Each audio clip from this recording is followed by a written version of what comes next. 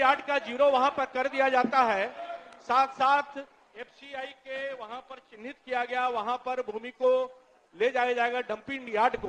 विधानसभा में हुआ जमकर बवाल, विपक्ष के नेताओं ने सदन से किया वॉकआउट। नमस्कार, न्यूज़ फॉर नेशन देख रहे हैं आप और मैं हूं आपके साथ साक्षी झा। बिहार विधानमंडल का बजट सत्र चल रहा है। विपक्ष लगातार सरकार पर निशाने साध रही है, कई मुद्दों को लेकर सरकार को घेरते हुए नजर आ रही है। तो वहीं सरकार भी पूरी कोशिश कर रही है कि विपक्ष के तमाम विधायकों के सभी सवालों का संतोषजनक जवाब दे सके। लेकिन इसी बीच देखिए किस तरीके से विधानसभा के अंदर हंगामा तेज हो गया। विपक्ष के तमाम नेताओं ने हो हंगामा करना शुरू कर दिया और सत्ता पक्ष के जवाब से असंतुष्ट विपक्ष के नेताओं ने सदन का बहिष्कार करते हुए वॉकआउट कर लिया है। तो देखिए, हम आपको सीधे तस्वीर दिखा रहे हैं विधानसभा के अंदर से, किस तरीके से विपक्ष लगातार सरकार को घेरते हुए नजर आ रही है। कई मुद्दों को लेकर सरकार को कटघरे में खड़ा कर रही है। इसी बीच विपक्ष के तमाम नेताओं ने वॉकआउट कर लिया है, सदन का बहिष्कार कर दिया है। ये तस्वीर हम आपको दिखा रहे हैं। चलिए आपको छोड़े जाते हैं विधानसभा से आ रही इन तमाम तस्वीरों। 87 दिनांक 25/4/24 के द्वारा कार्यपालक अभियंता बक्सर से पुनरीक्षित प्राकलन एवं पशुपालन निर्देशालय के पत्रांक 1650 दिनांक 22/5/24 एवं 10/83 के दिनांक 13/3/25 के द्वारा अभियंता प्रमुख सह अपर आयुक्त सह विशेष सचिव भवन निर्माण विभाग बिहार से पुनरीक्षित प्राकलन की मांग की गई है। प्राकलन प्राप्त होने के उपरांत अग्रसर कार्रवाई की जा सकती है। माननीय मंत्री जी, उनका कहना है जल्दी करवा दीजिए। भवन बनना चाहिए महोदय, किया गया तो किराए के मकान में पशु चिकित्सक नहीं रहेंगे। रुके, उनका कहना है जल्दी करवा दीजिए। उसको जल्दी पुनरीक्षित होते ही करवा देंगे, अवशेष है। ठीक है। श्री विजय कुमार सिंह डब्ल्यू सिंह, पूरा पूछिए विजय जी, पूरा पूछिए। माननीय मंत्री कृषि विभाग, माननीय मंत्री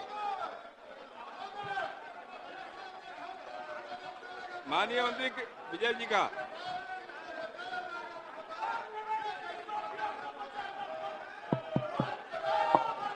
साढ़े 10 बजे तक अध्यक्ष महोदय जवाब नहीं आया था।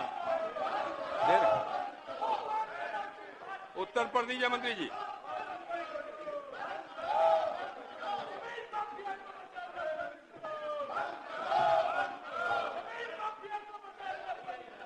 पढ़िए महोदय, खंड को अस्वीकारात्मक है। वस्तु स्थिति यह है कि वित्तीय वर्ष 2024-25 की दिसंबर 2024 की तिमाही तक राज्य में लगभग 38.56 लाख केसीसी धारक किसान है। खंड को आंशिक स्वीकारात्मक है। केसीसी ऋण धारक किसानों के केंद्र द्वारा 3% तथा बिहार सरकार द्वारा 1%, कुल 4% कृषि ब्याज अनुदान देने का प्रावधान है, जिससे समय पर पुनर्भुगतान करने वाले किसानों को केसीसी में मात्र 3% ब्याज दर 3 लाख रुपए तक कृषि ऋण प्राप्त करने की सुविधा है। इसके अलावा कृषकों को प्रोत्साहन तथा जागरूकता हेतु बैंकों के द्वारा समय समय पर प्रखंड स्तर पर वसूली शिविर के अलावा केसीसी ऋण वितरण कैंप का आयोजन किया जाता है। बैंकों द्वारा किसानों को समय पर केसीसी ऋण के पुनर्भुगतान अपने क्रेडिट स्कोर को बनाए रखने के लाभ के प्रति जागरूक किया जाता है। हालांकि बिहार और उड़ीसा सार्वजनिक मांग वसूली अधिनियम 2014 के तहत ऋण चुककर्ताओं सर्टिफिकेट केस करने का प्रावधान है, जिसकी विभिन्न बैंकों में लंबित मामलों को समीक्षा जिला व राज्य स्तर पर राजस्व परिषद द्वारा की जाती है। वित्तीय वर्ष 2024-25 के दिसंबर 2024 की तिमाही तक राज्य स्तर पर सदस्य बैंकों के कुल 3,94,940 मामले लंबित हैं। वर्तमान में किसानों का केसीसी ऋण माफ करने का कोई प्रस्ताव सरकार के विचाराधीन नहीं है। सब लोग चले गए, आप ही जा रहे हैं। श्री संजीव चौरसिया, किसानों के प्रति महोदय इनकी संवेदनशीलता दिखाई नहीं पड़ता है। बैठ जाइए। संजीव जोरसिया, अध्यक्ष महोदय, पूछता हूं, माननीय पूरक माननीय मंत्री जी का जो जवाब आया है कि डंपिंग यार्ड का जीरो वहां पर कर दिया जाता है, साथ साथ एफसीआई के वहां पर चिन्हित किया गया, वहां पर भूमि को ले जाया जाएगा डंपिंग यार्ड को। तो माननीय मंत्री जी से पूछना चाहते हैं कि अधिकारियों के द्वारा जो उत्तर दिया गया है कि जीरो कर दिया जाता है और वहां का स्थान को धोया जाता है, वहां के लोगों को अगर दिया जाता, लाखों की आबादी में जिस प्रकार से बदबू आती है, वहां की जनता खुशबू को इंतजार कर रही है, तो कब माननीय मंत्री जी जो स्थान चयनित हुए हैं उस चयनित पर कब से काम लगेगा, और वहां जो डंपिंग यार्ड है उसके साथ साथ गाड़ी का भी यार्ड वहां से हटेगा कि नहीं हटेगा? कब तक हटेगा ही ना पूछिए, हटेगा कि नहीं हटेगा। माननीय मंत्री। माननीय अध्यक्ष महोदय, मैंने स्पष्ट किया है कि भूमि का चयन हो गया है, भूमि मिल गई है, अनापत्ति भी जिला प्रशासन के द्वारा उसके लिए दे दिया गया है। यथाशीघ्र हम अगले महीने ही कार्रवाई शुरू करेंगे और यथाशीघ्र जो माननीय सदस्य की चिंता है वहां के आम आवाम को लेकर के उनको यथाशीघ्र राहत मिलेगी, यह मैं आश्वस्त करना चाहता हूं। अध्यक्ष महोदय, केवल एक चीज है कि टेंडर भी निकला है, रीटेंडर हुआ है, तो टेंडरिंग का प्रोसेस चल रहा है, इसलिए कोई समय अवधि माननीय मंत्री जी कृपया कर बताएं, चूंकि जनता देख रही है, जनता जानना चाहती है कि कब तक वहां पर होगा, इसकी कोई आश्वासन आप दें सदन में।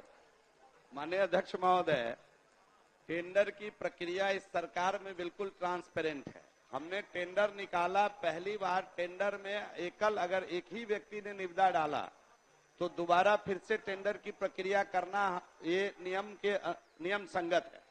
तो दोबारा टेंडर हुआ है, मुझे उम्मीद है कि कोई न कोई इसमें सहभागी भाग लेंगे और नियम के अनुसार उसको फाइनल किया जाएगा। तभी मैंने कहा कि बहुत जल्द वहां माननीय सदस्य की जो चिंता है उसको खत्म करते हुए आम आवाम को वहां राहत मिलेगी, ये सरकार आश्वस्त करती है।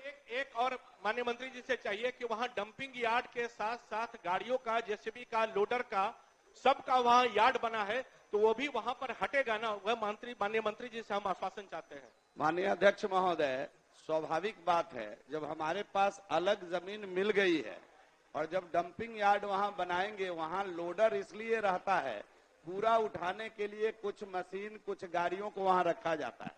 तो जब हमको जगह मिल जाएगी तो पूरा का पूरा जो मशीन समेत, गाड़ी व्हीकल समेत, ये पूरी जो व्यवस्था है डंपिंग यार्ड का हम नए जगह में शुरू करेंगे, तो इससे निजात मिल जाएगी वहां के आम आवाम को, ये मैं आश्वस्त करता हूँ। माननीय मंत्री जी, मुझे भी बार बार उस रास्ते से गुजरना पड़ता है। अटल पथ से अगर पाटलिपुत्रा कॉलोनी जाना है तो वही रास्ता सुगम है। वास्तव में बड़ा चिंताजनक स्थिति है और माननीय सदस्य जो कह रहे हैं कि दुर्गंध को सुगंध में कब बदलिएगा, तो जितना जल्दी हो सके उतना कार्रवाई करिएगा, इसका विश्वास भी है।